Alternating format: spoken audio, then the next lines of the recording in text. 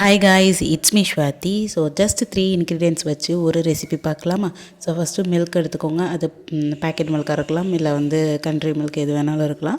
But country milk எடுத்திங்கன்னா டேஸ்ட்டாகவே இருக்கும். அதுக்கப்புறம் கார்ன்ஃப்ளவர் எடுத்து தண்ணி ஊற்றி கலக்கி வச்சுருக்கேன். கைவிடாமல் நல்லா கலந்து எடுத்துக்கோங்க.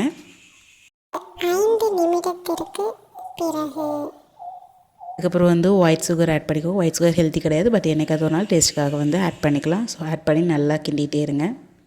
ஒரு 2 நிமிடத்திற்கு பிறகு கொஞ்சம் திக்கானதுக்கு அப்புறமா அதை நம்ம ஓரமாக எடுத்து வச்சிடலாம். ஸோ இப்போ கடாயில் ஒயிட் சுகர் எகெயின் ஆட் பண்ணிக்கோங்க. ஸோ ஆட் பண்ணி எதுக்காக அப்படின்னா சிரப் மாதிரி ரெடி பண்ணுறதுக்கு தான். ஸோ நல்லா கிண்டிக்கோங்க. ஒரு நிமிடத்திற்கு பிறகு கைவிடாமல் கிண்டுங்க, இல்லைன்னா அடி பிடிச்சிரும்.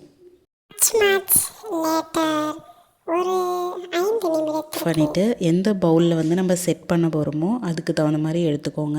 நம்ம ஓரமாக வச்சோம் இல்லையா, அது நல்லா இந்த கன்சிஸ்டன்சியில் இருக்கணும்.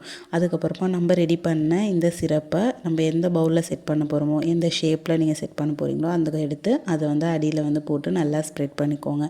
ஸ்ப்ரெட் பண்ணிவிட்டு நம்ம வச்சுருக்க அந்த மில்க் புட்டிங் இருக்கு இல்லையா, அதை எடுத்து நல்லா ஃபுல்லாக இது பண்ணிவிட்டு ஃப்ரிட்ஜில் நல்லா ஒரு 2 ஹவர்ஸ்க்கு விட்டுருங்க.